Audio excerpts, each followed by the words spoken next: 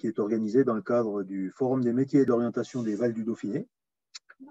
Voilà, c'est un événement qui est financé par la région Auvergne-Rhône-Alpes, la communauté de communes des Vals du Dauphiné et la Chambre d'agriculture de l'Isère, et qui va durer environ une demi-heure, un petit peu plus d'une demi-heure en fonction des questions que vous ne manquerez pas de me poser, j'espère.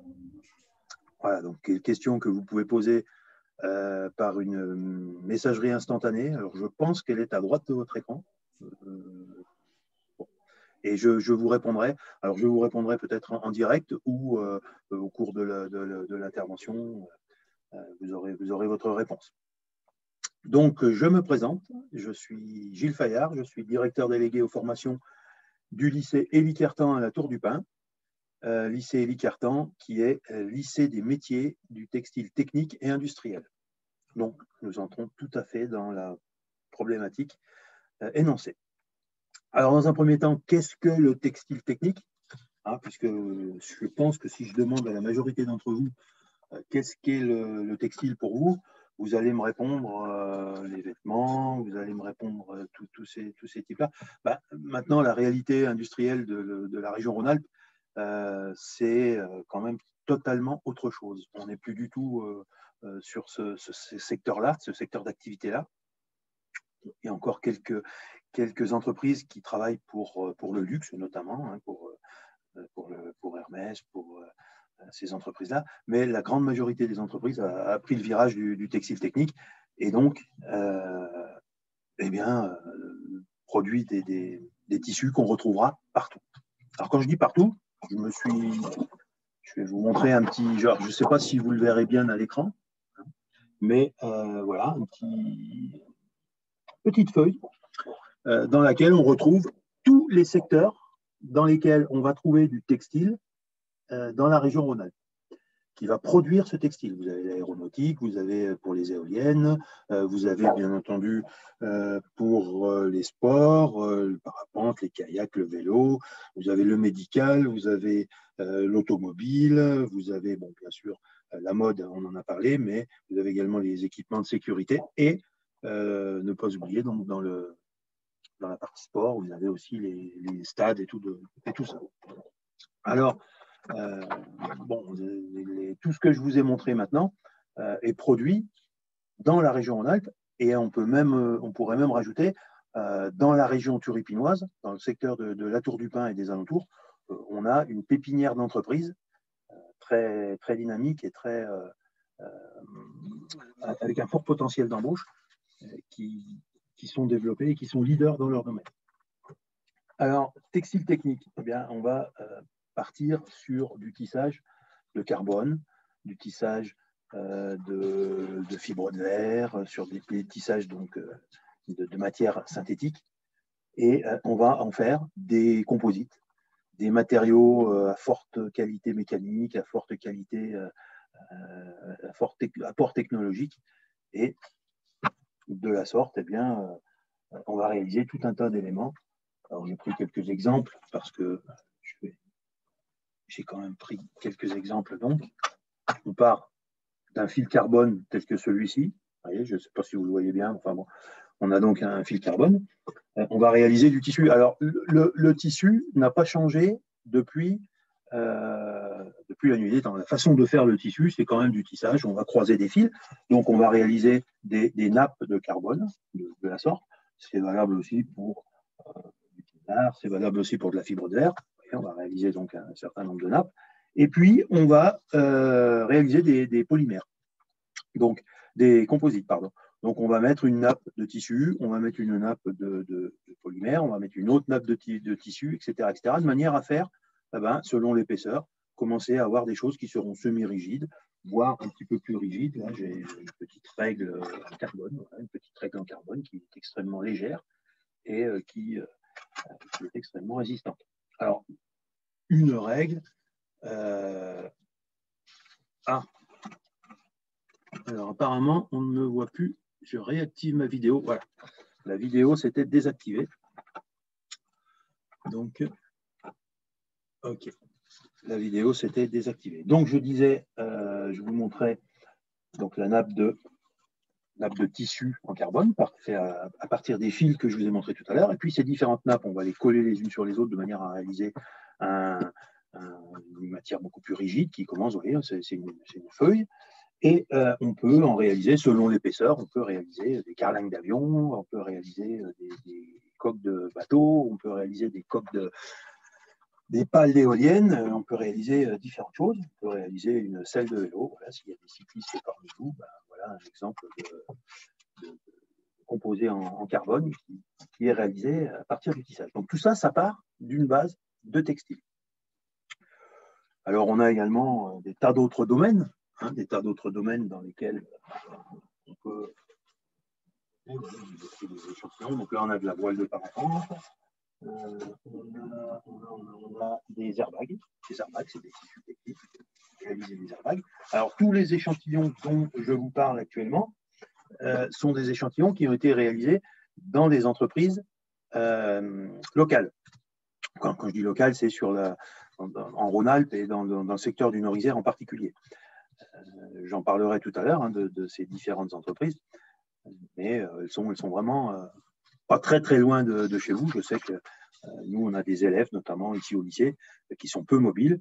Eh bien, ils peuvent arriver à trouver du travail à proximité de leur lieu d'habitation. Donc, je vous avais pris tous ces différents exemples, mais si vous regardez derrière, vous avez un petit panneau là qui reprend tous les éléments, bâtiment, construction. Donc là, on est sur tous les textiles, les géotextiles qu'on va mettre dans les fondations des maisons, on va mettre aussi sur les plantations, pour favoriser la croissance des fruits ou des herbes. On a dans le génie civil, on a dans le médical santé. Dans le médical santé, alors là, vous avez tout ce qui va être bande de contention, tout ce qui va être, mais également ce qui peut être organes aussi. On réalise des organes, on réalise des aortes en tissu, on réalise différentes choses. Protection individuelle, bien sûr, les équipements de protection individuelle. Donc, vous voyez, sport et loisirs et transport. On est vraiment dans un domaine qui est en constante évolution et qui nécessite des techniciens de plus en plus qualifiés, que ce soit en production, que ce soit en laboratoire, que ce soit en centre de recherche, dans tous les secteurs des entreprises. Voilà. Donc, le textile technique, eh bien, ça englobe tout ce dont je viens de vous parler, avec certainement d'autres choses que j'ai pu oublier, bien entendu, tant est vaste le domaine, à tel point que je ne pense pas qu'il existe un endroit, quelque part, où il n'y a pas de textile technique à la base du produit. Si vous avez un portable, par exemple, eh bien, vous avez tous des cartes à l'intérieur de votre portable, eh bien, le support est en fibre d'air. Après, on a réalisé les circuits imprimés dessus. Donc, vous voyez, même à l'intérieur d'un objet que tout le monde a, on retrouve du textile technique. Voilà. Alors, c'est un secteur industriel, bien entendu. Donc, les différents métiers qui vont vous concerner si vous rentrez dans ce domaine, eh bien, ça sera du métier industriel, donc avec les contraintes que peuvent avoir les métiers industriels. Vous pourrez éventuellement travailler sur des horaires postés, ce qu'on appelle des horaires postés. Donc, les 3-8 ou les 2-8, ça dépend des entreprises, c'est-à-dire vous travaillerez soit le matin, soit l'après-midi, une semaine sur deux. Donc ça, ce sont des petites contraintes, mais qu'on retrouve un petit peu dans tous les domaines de l'industrie. Dès qu'on rentre en production, on est confronté à ces contraintes. Voilà. Donc, les différents métiers que l'on peut retrouver dans le textile technique, dans l'industrie textile. Alors, vous aurez des conducteurs d'équipements industriels, alors qui s'appelleront peut-être tisseurs, qui s'appelleront peut-être ourdisseurs, qui s'appelleront conducteurs de machines d'impression, qui s'appelleront même mouliniers éventuellement dans certains types d'entreprises. Ces types de travaux, eh bien, vous serez un rouage essentiel, on va dire, du système de production. C'est-à-dire que vous aurez à vous assurer du bon fonctionnement du système de production. Vous serez sur la machine. Vous devrez faire preuve d'une attention constante, bien sûr.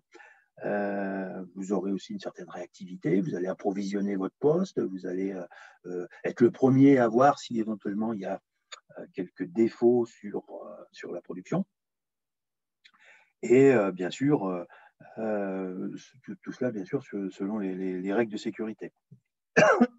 Pardon. Donc, vous allez travailler soit au sein d'une équipe, soit tout seul sur un poste. Tout dépend de l'organisation de l'entreprise.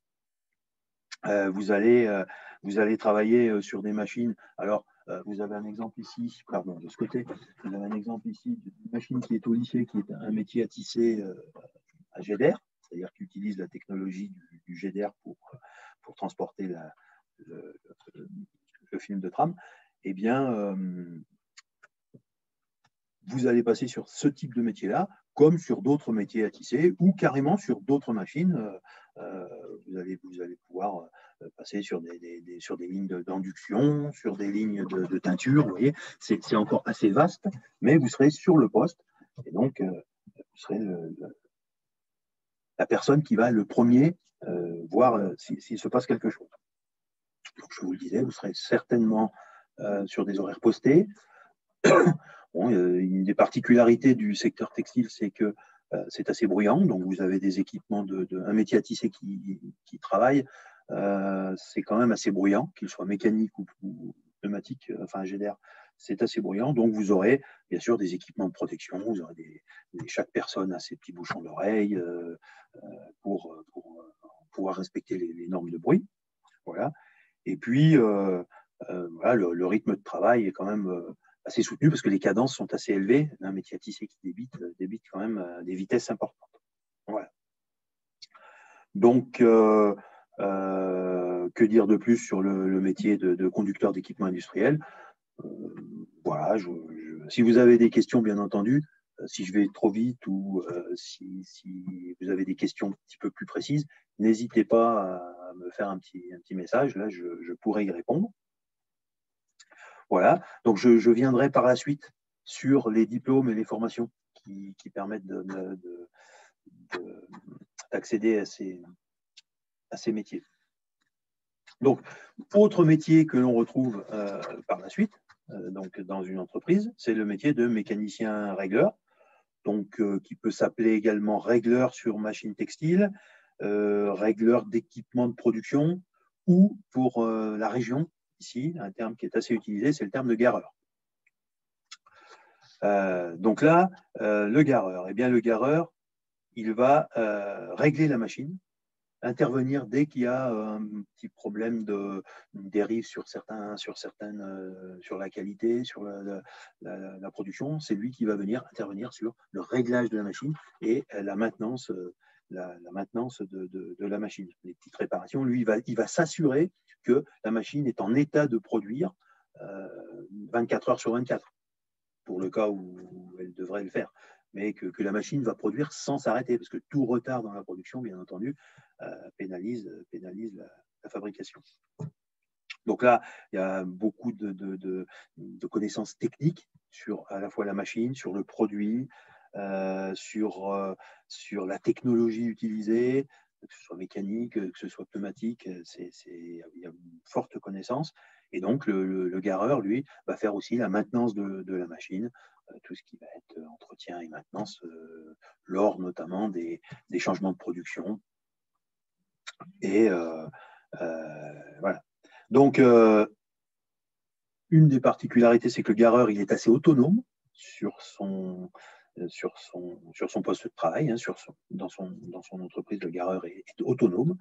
Il doit intervenir, alors lui, sur des horaires un peu plus réguliers, alors soit en poste également, soit en journée, mais il intervient, lui, dès qu'une problématique. Alors, il a plusieurs machines, bien entendu, hein, il s'occupe de tout un parc de machines, selon les fonctions qui lui sont données. On peut travailler de nuit aussi également. Il y a pour les entreprises qui ont des travaux, enfin des équipes de nuit, bien, il y a un ou deux gareurs, techniciens régleurs, mécaniciens régleurs sur les machines pour toujours pareil, garantir le maintien en production, du bien. Voilà.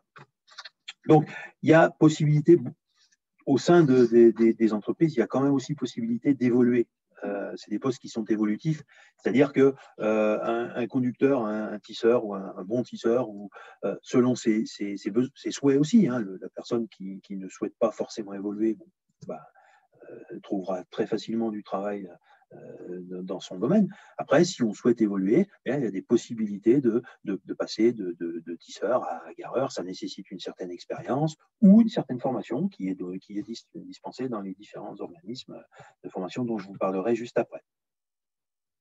Voilà donc pour les principaux métiers, mais il y a d'autres métiers dans les entreprises alentours au niveau du textile, notamment dans les laboratoires de contrôle qualité. Vous avez des besoins, là vous êtes plus sur la résistance des tissus, sur la perméabilité, sur toutes ces caractéristiques physiques et mécaniques des tissus, donc qui sont sur peut-être moins sur de la production, mais on est plus sur du contrôle qualité, donc ça nécessite une connaissance du produit, une connaissance des contraintes, jusque à la recherche et développement, puisque, comme je vous disais tout à fait au début, le textile technique, enfin le textile, oui, les textiles techniques, là, ce sont des domaines où les entreprises sont en perpétuelle évolution et en recherche perpétuelle de nouvelles solutions technologiques.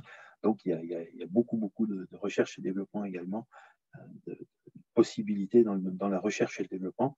Et là, on est sur une orientation beaucoup plus lointaine. Si vous êtes actuellement en troisième, donc en recherche d'orientation pour votre seconde, eh bien, vous êtes là plutôt sur le recherche et développement, plutôt sur des bacs plus 3, plus 4. Voilà. Mais il faut savoir que les entreprises sont également très demandeuses dans ces domaines-là, et on va dire dans un périmètre pas très élevé. Voilà.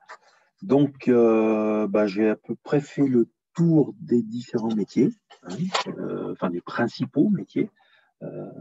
Donc, que vous pourrez trouver. Ce sont des métiers de production, donc qui sont des métiers industriels. Voilà. Donc, pour exercer ces métiers, plusieurs possibilités de formation. Et là, je vais vous parler un petit peu du lycée Élie Cartan, de ce que peut vous proposer le lycée Élie Cartan, sachant que vous avez plusieurs pistes pour mener à bien ces formations. Vous avez la piste scolaire initiale, classique. Vous allez rentrer en seconde, bac pro. Alors, je vous parlerai du bac pro après. Et puis, vous allez faire toute votre scolarité, seconde, première, terminale. À l'issue de la terminale, vous passez le bac. Et vous avez même la possibilité de poursuivre sur du BTS. Alors, pas à la Tour du Pin, malheureusement, mais à Lyon. Donc, vous voyez, la Tour du Pin, Lyon, c'est pas très, très loin. C'est relativement bien. Vous restez sur le secteur. Vous ne partez pas sur un BTS, le BTS Innovation Textile. Vous ne partirez pas sur un BTS qui est très éloigné. Donc, je reviens sur ma classe de seconde, donc le bac pro. Vous pouvez également, on verra, le faire en apprentissage, en initial apprentissage. Donc, vous verrez ce que c'est exactement dans les entreprises qui sont partenaires de l'établissement. Donc, le bac pro. Le bac pro qui nous concerne, donc, c'est le bac pro PLP, pilote de ligne de production. Je ne sais pas si vous le voyez dans mon dos. Bac pro pilote de ligne de production. Donc, qui est un bac pro, qui fera de vous un très bon conducteur d'équipement industriel, prêt à, on va dire, avec peut-être une petite formation complémentaire, à passer mécanicien régleur très rapidement. Donc, bac pro PLP, l'année prochaine, ce bac pro a été regroupé dans une famille de métiers. Alors, une famille de métiers, la famille des métiers PMIA, pilotage et maintenance des installations automatisées. Donc, si vous devez choisir ce bac pro, eh bien, il faudra vous inscrire sous la famille de métiers, la seconde PMIA, seconde pilotage et maintenance des installations automatisées. Et c'est seulement en fin de seconde que vous partirez sur la première bac pro PLP, puis la terminale bac pro PLP. Ça ne change pas grand-chose dans votre orientation. Par contre, simplement, vous ne trouverez pas une seconde PLP. Ça n'existera plus à partir dès la rentrée du mois de septembre. Alors, particularité de l'établissement du lycée Élie Cartan, c'est que nous sommes le seul établissement de l'académie, le seul établissement public de l'académie à avoir un plateau technique textile pour ce bac pro PLP. Dans l'académie, vous avez 3 bacs pro PLP, il n'y en a qu'un seul qui est textile, c'est le nôtre. Alors, quand je dis un, il y a un autre établissement qui le fait, avec lequel on travaille également au sein du réseau des établissements du textile technique, c'est le lycée des Prairies à Voiron, qui est un lycée privé, avec lequel on travaille en commun, puisqu'on a les mêmes entreprises partenaires, on a le même bassin d'embauche, eux un petit peu plus sur le Grenoble, nous plus sur la Tour du Pin. Et puis surtout, on doit répondre à des besoins qui sont assez conséquents, avec au final pas tant d'élèves que ça. Voilà. Donc, seconde PMIA. À l'issue de votre seconde PMIA, vous allez partir sur une première PLP. 2 possibilités à ce moment-là s'offrent à vous. Vous continuez au lycée, vous venez au lycée Élie Cartan, vous êtes en première, vous avez vos cours classiques comme tout le monde, avec vos 2 semaines de vacances à la Toussaint, 2 semaines à Noël, etc., etc. Ou alors, vous avez, à l'issue de votre stage en entreprise de seconde, par exemple, trouvé une entreprise qui serait prête à vous prendre en apprentissage. Alors à ce moment-là, vous pouvez passer dès la première au bac pro PLP en apprentissage, en alternance. Qu'est-ce que l'apprentissage en alternance? Eh bien, vous allez être 2 semaines en entreprise. Chez nous, l'alternance se pratique de la sorte, 15 jours, 15 jours, à peu près, bien sûr. Dans l'année, on essaye aussi de tenir compte des contraintes des entreprises et du calendrier également. Donc, vous allez être 2 semaines en entreprise, puis 2 semaines au lycée, puis 2 semaines en entreprise, puis 2 semaines au lycée, etc., etc. De manière à ce que, eh bien, une grande partie de l'enseignement professionnel, ben, vous puissiez l'appliquer et le valider en entreprise. Vous êtes un petit peu plus opérationnel, on va dire, et certaines entreprises anticipent des départs en retraite, anticipent des besoins d'embauche, anticipent en disant moi, d'ici 2 ans, j'ai besoin de Monsieur Tartampion s'en va à la retraite, j'ai besoin je vais prendre un apprenti pour le former sur mes moyens de production et par la suite eh bien, pouvoir l'intégrer. Donc vous pouvez au lycée Élie Cartan faire votre première bac pro PLP en apprentissage, ou alors vous pouvez faire que la terminale en apprentissage, c'est-à-dire faire votre seconde, première en scolaire, et puis partir en alternance en apprentissage sur l'année de terminale. Je dirais que c'est un petit peu en fonction de votre maturité, de votre souhait, de l'occasion aussi qui peut se présenter avec une entreprise. C'est quelque chose qui est totalement réalisable et qui, au final, marche très bien. Donc, les 2 possibilités, l'apprentissage ou l'initial scolaire. Voilà. Donc, que dire de plus? À l'issue de ce bac pro, donc je vous en ai parlé tout à l'heure, vous avez la possibilité d'évoluer sur un BTS Innovation Textile qui se passe au lycée La Martinière d'Hydro à Lyon. Donc, il faut savoir que de plus en plus d'élèves de bac pro poursuivent sur du BTS, puisqu'il y a à peu près 60 à 70% de places disponibles pour des titulaires de bac pro. Le bac pro n'est plus n'est plus uniquement une voie d'entrée dans la vie professionnelle. Le bac pro est aussi une possibilité de poursuite d'études sur un BTS, et ça peut même être stratégique de prendre, on va dire, la voie du bac pro pour aller en BTS, plutôt que de se dire, je vais faire on va dire, une première terminale générale, et puis après, je me basculerai sur du technologique, c'est STI, et finalement, arriver avec peine au bac, et puis être largué en BTS.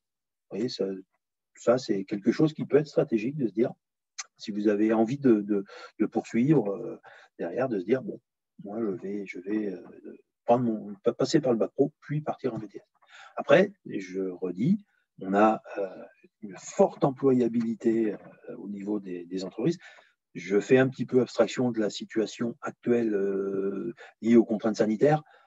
C'est vrai que ça ne favorise pas forcément les stages, ça ne favorise pas forcément la lisibilité au niveau de l'embauche. Mais malgré tout, on peut penser que quand la situation sera apaisée, ça repartira et ça repartira de plus belle, puisque les entreprises avaient quand même prévu une hausse de production avant les problèmes. Donc, je peux faire un rapide tour comment dire, un aperçu des entreprises qui sont partenaires de l'établissement, avec lesquelles nos élèves vont trouver des stages dans lesquels ils vont faire leur PFMP, leur période de formation en milieu professionnel, puis éventuellement leur apprentissage, puis éventuellement trouver du travail. Mais je vous en citerai que quelques-unes, c'est certainement que j'en oublierai. Et si quelqu'un regarde, je le prierai de m'excuser. Mais vous avez Serge Ferrari, je vous parlais tout à l'heure des toitures de stade notamment, mais entre autres, il n'y a pas que.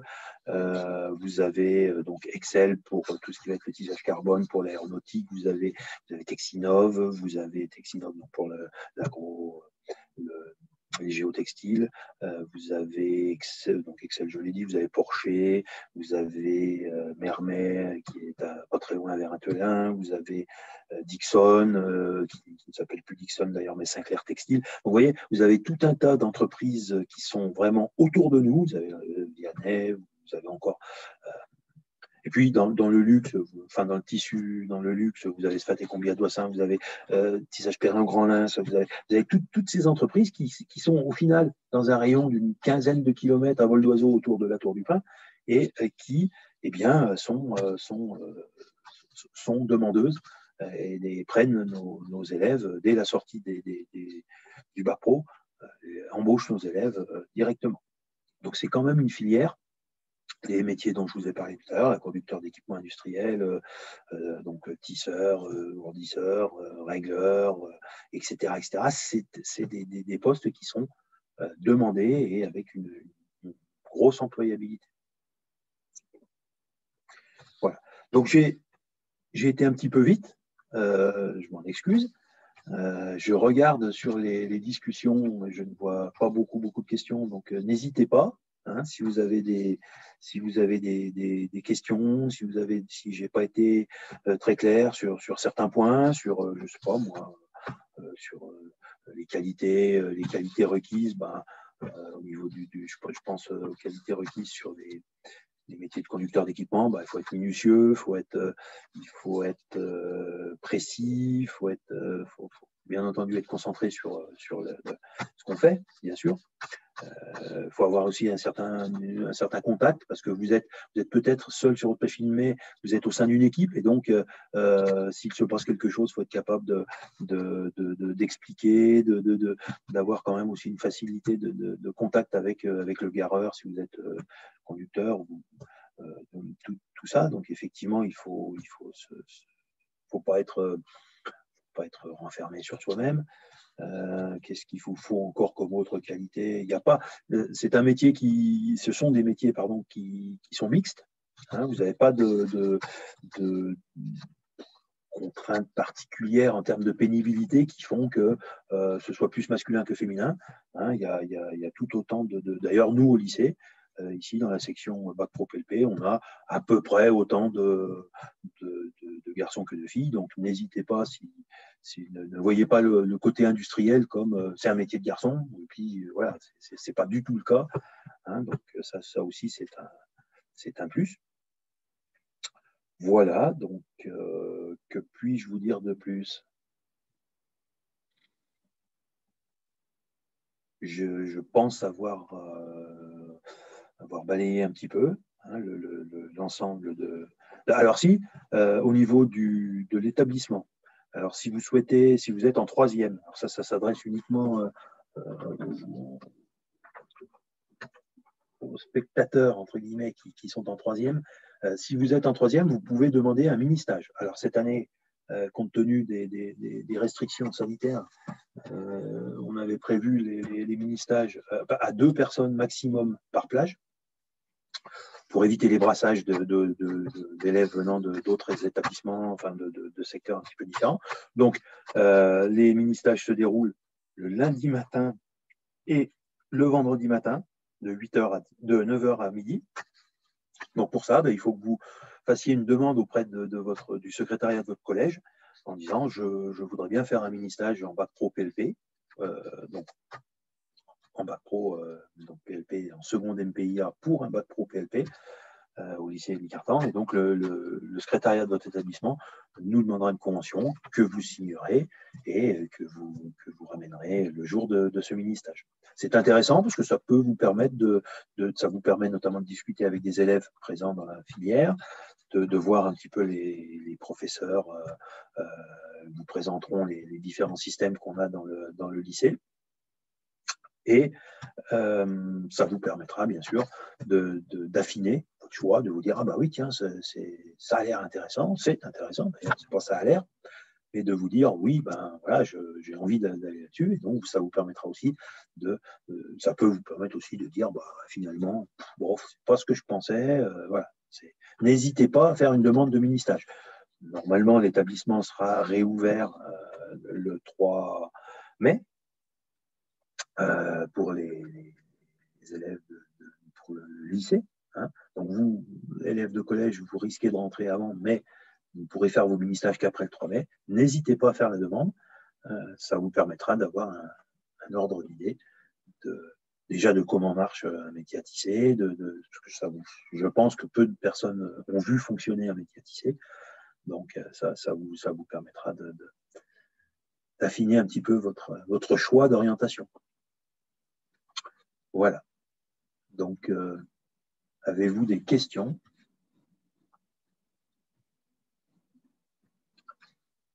Non, je ne vois pas de questions arriver. N'hésitez pas.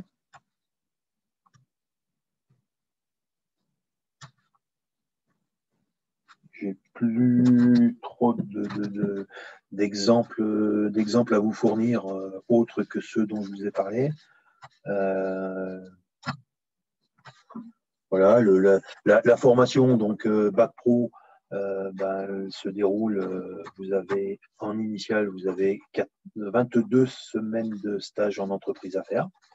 Donc nous, on en fait 7 en première, en seconde, et puis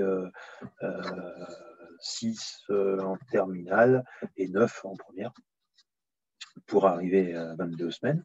Donc, ces stages en entreprise sont en fin d'année de seconde pour vous permettre d'avoir quand même vu un maximum de choses avant d'aller en entreprise. Vous avez sur notre site, sur le site du lycée, vous avez un exemple de fiche de diplôme avec les programmes de formation. Donc, programme de formation, vous avez l'enseignement professionnel et de l'enseignement général. L'enseignement général, il est commun à tous les bacs pro. Et puis l'enseignement professionnel, vous verrez un petit peu, vous apprendrez à connaître la structure des tissus, la connaissance donc des matières, la connaissance des machines, bien sûr, les armures, les différentes connaissances technologiques. Et donc, ensuite, vous aurez votre stage en entreprise. Voilà. Que vous dire de plus?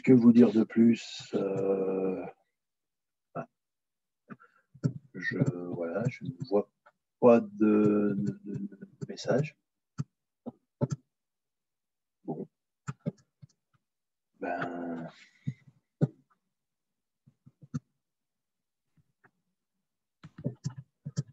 personne. Vous avez des... Non, je ne vois pas de message. Je ne sais pas si les gens effectivement ont des messages, n'hésitez pas à les poser. Sinon, effectivement, on mettra fin effectivement à la visioconférence. Par rapport à ça, n'hésitez pas à mettre un petit commentaire justement par rapport à comment vous avez vécu cette visioconférence, pour nous dire un petit peu quels sont vos retours et si ça vous a convenu en termes de fonctionnement. N'hésitez pas à nous laisser un petit mot pour qu'on puisse notamment après analyser par la suite ce qui a fonctionné, un peu moins fonctionné. En tout cas, on vous remercie beaucoup, M. Fayard, par rapport à votre intervention.